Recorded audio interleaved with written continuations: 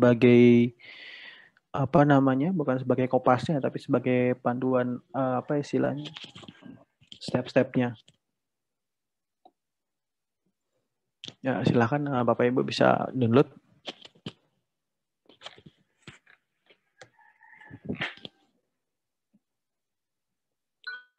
Adakah yang bisa membantu untuk kemudian ini apa namanya istilahnya melakukan live code gitu ya di share screen untuk melakukan live code untuk cleansing data. Untuk datanya monggo ditentukan sendiri apa saja boleh.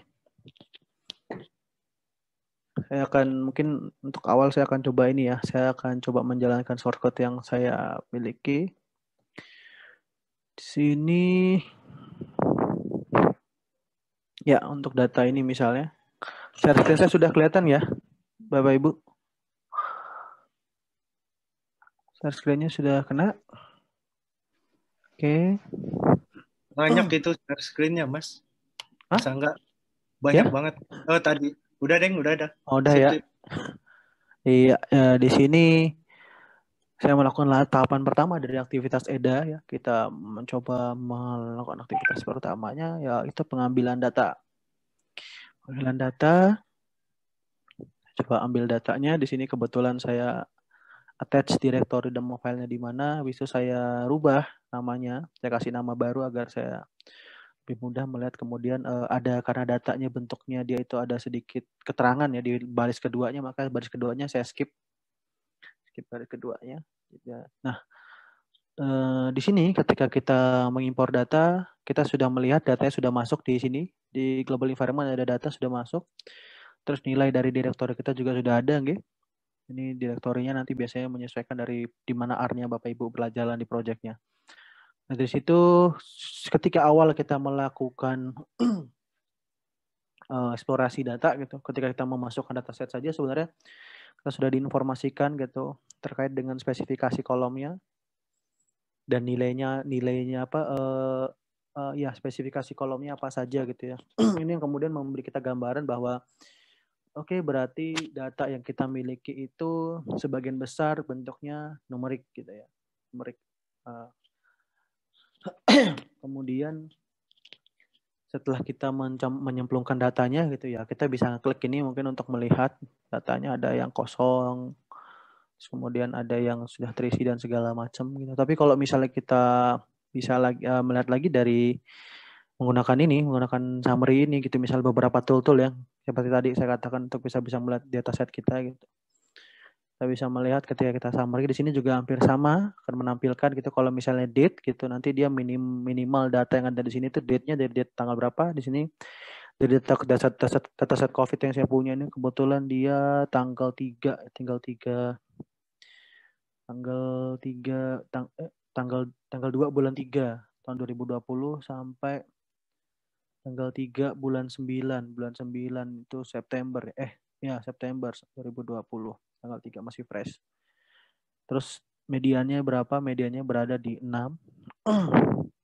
Kemudian kita bisa mendapatkan info juga di sini untuk data ini. Kemudian kalau misalnya di data kumulatif case, khusus di variabel kumulatif case itu ada minimal data tuh berapa? 2 gitu ya. Jadi ada kumulatif case-nya hanya 2 gitu. Kemudian paling tertinggi ada 184 kumulatif case-nya. Terus ada recover case-nya, kemudian ada total date-nya gitu nih, ada kita menemukan juga nih dari sini kita bisa lihat ada nilai yang hilang ya, ada 8 apa istilahnya 8 kok baris ya, 8 baris nilainya hilang. Ini juga di recover case per day. Terus kemudian kasus kematian, kasus kesembuhan. Masa enggak? Iya. Ini pakai dataset kita ya? Bisa ya? Kita coba ini. Bisa. Sangat bisa. Makanya ini saya cuma menentukan saja. Silakan Bapak Ibu buka datasetnya. Habis itu dicoba dilihat ada apa sih di datasetnya gitu. Ini yang kalau dari awalnya kita install package yang tadi ya, ggplot. Ya, kita paling tidak menggunakan 2 ini. Di-share aja Mas Puji. Saya belum share di chat. Mas Puji yang share. Mas Puji yang share. Nanti kita coba ikutin awalnya dulu nih Pak. Oke. Ggplot sama apa dulu nih? Tadi ketika. Oh ini Di script yang saya share itu bisa, Pak. Mana? Pak Puji sudah saya share scriptnya di chat. Eda R yang baru. Iya, siap. 10-13 menit tadi. Pak, ini kelihatannya merah semua ya. Gimana? Virtual background-nya nggak kelihatan itu, Pak.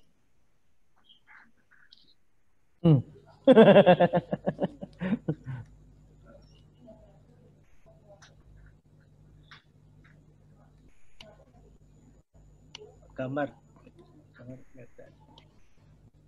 Gimana Mas Puji, mau share screen dulu atau saya coba? Ini belum, Pak. Belum nih, Mas. Maksudnya belum ke download. Belum menentukan datanya. Iya, baru mau ngambil datanya, datasetnya. Oh iya. Mungkin Bapak Ibu sekalian kalau punya dataset boleh langsung di apa istilahnya? Di share screen gitu ya. Coba dilakukan langkah-langkah yang eksplorasi tadi yang sudah kita coba tunjukkan. Ya, oke, sambil menunggu coba ini ya, saya coba lanjutkan sedikit. Data yang di R COVID aja dulu kalau gitu. Ya, ini informasi data dari sini ya, data.org. Ini mungkin kita untuk melihat describe dari datanya, kita ada menemukan data yang hilang ya. Nah, ini kemudian menggunakan fungsi glimpse yang ada di DPLYR, masuk juga dalam Tidyverse. Itu kita bisa melihat sebaran datanya, tipenya apa, kolomnya apa saja, ada berapa baris gitu. Di sini kebetulan sedikit 186. Letaknya apa saja, kemudian kita juga bisa menggunakan fungsi str. Str itu seperti tadi sih untuk melihat spek dari atribut kita apa saja. Terus kemudian di sini juga memperlihatkan hampir sama dengan yang ini, yang apa namanya, yang glimpse ini. Bersama dengan yang glimpse. Tuh, kemudian kita menggunakan scheme R ini yang cukup lengkap menggunakan scheme R itu. Jadi mulai dari nama dari nilainya di sini gitu ya, global variable, jumlah barisnya berapa, jumlah kolomnya berapa, ada berapa tipe data di sini, kasih tahu. Terus kemudian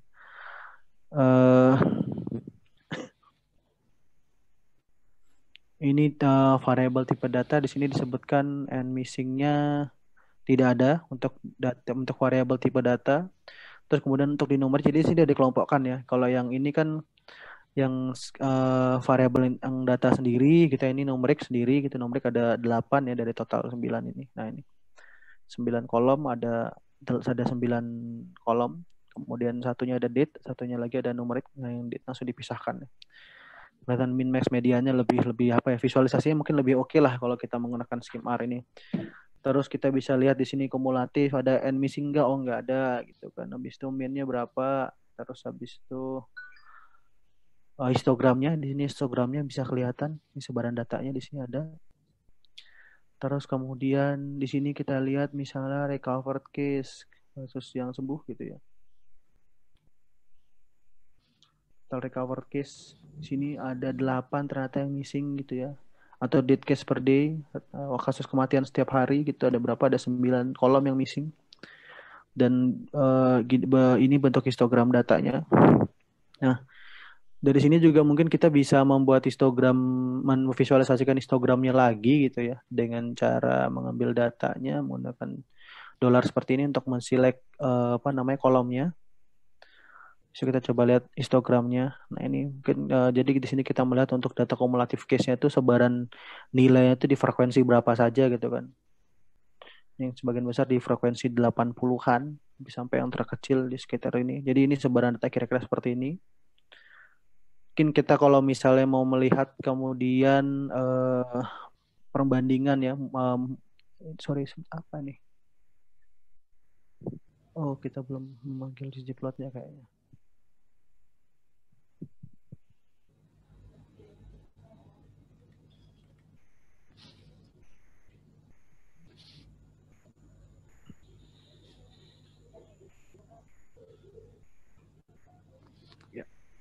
kalau misalnya kita coba buat gini ya, kasus kematian versus kasus baru gitu, dilihat dari sudut dari date-nya yang dikelompokkan, dikelompokkan per bulan misalnya.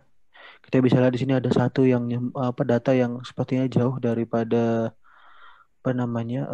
varian data yang seharusnya terkumpul di titik linear ini gitu. Nah, ini kira-kira langkah simpel yang bisa kita gunakan mengevaluasi, dan ini saya baru melihat hanya beberapa data dan hanya beberapa hubungan.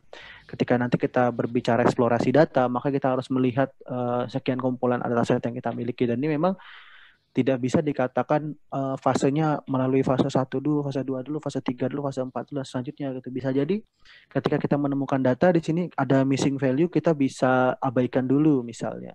Tapi ternyata ketika suatu saat di nilai observasi kita membutuhkan nilai missing value itu harus terisi, baru kemudian kita mengisi dengan pendekatan algoritma tertentu gitu ya. Jadi ini kira-kira simple case-nya gitu ya. Kita coba ambil datasetnya, kita coba eksplorasi ada seperti apa gambaran data kita. Ini penting pokoknya di dalam kita melakukan eksplorasi data sangat penting untuk kita melihat varian data kita seperti apa gitu. Untuk kita mengetahui apa data kita ini terdistribusi normal apa enggak gitu ya. Coba mungkin nanti kita bisa dibandingkan dengan data iris gitu ya, data iris yang ada di ini, di mana namanya, di dalam R.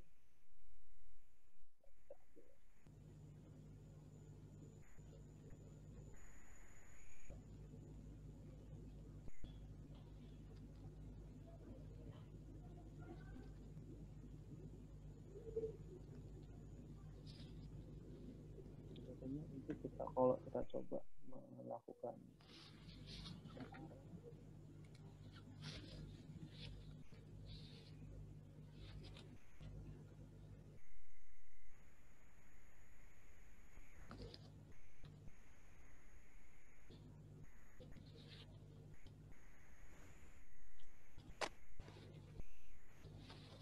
bisa melihat di sini sebaran histogram, data histogramnya ya. Terus data spesiesnya. Setosa, Virginia, sama satu lagi saya lupa apa namanya. Nah, di sini. Nah, ya. Dari sini mungkin Bapak Ibu saya rasa sudah bisa melakukan eksplorasi sendiri. Mas, masa enggak? Ya? Saya share ya. Saya Boleh, ada boleh. error. Nah. Oh iya, bagus malah Mas kalau ada error, jadi ada ini ada kita bahas nih. Ini error iya. semua. Wah, nggak apa-apa Mas.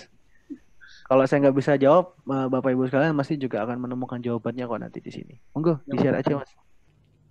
Wah, saya nggak. Ini ya. Salah nge-share. Ya, ini ya kelihatan ya Mas? Ya, kelihatan. Soalnya saya pakai monitor 2. Waduh, luar biasa. Bukan, biar bisa ngikutin aja. Oh. Ini kan ada error user dokumen. Does not exist. Does not exist. Mungkin belum saya impor ya di sini ya. Bisa jadi iya. Ini struktur foldernya bisa jadi belum sesuai. Oh gitu. Untuk datanya sudah di-download tadi ya Mas ya? Sudah download di sini. Iya. Kan harusnya sudah ada di sini ya. Pas saya. Oh ini kayaknya datanya dimasukin ke file CSV. Ada folder CSV juga nggak ya? Di sini. Nggak ada ya? Iya, nggak ada kan ya? Saya udah copy sih sebenarnya di sini. Cuman kok nggak ada ya? Mana filenya? Ke apa di sini nih di environment-nya? Coba berarti datanya di-copy ke sini dulu kayaknya Mas. Mana datanya? Harusnya ada kan di sini muncul datanya kalau memang sudah ada. Iya, saya coba lagi nanti. Oh, datanya mana di sini? Ini kan case-nya belum ada ya di sini ya? Berarti harus ada di sini. Ya. Atau kalau misalnya Mas tahu posisi datanya di mana, dipanggil aja dari foldernya ini Mas yang di atas itu. Tadi sih udah saya kopas masuk di sini, cuman kok nggak muncul. Coba di copy lagi deh. Mana datanya dari download ya? Mungkin di copy ke sini. Ini masih kelihatan ya? Masih kelihatan. Biar kelihatan. Agak.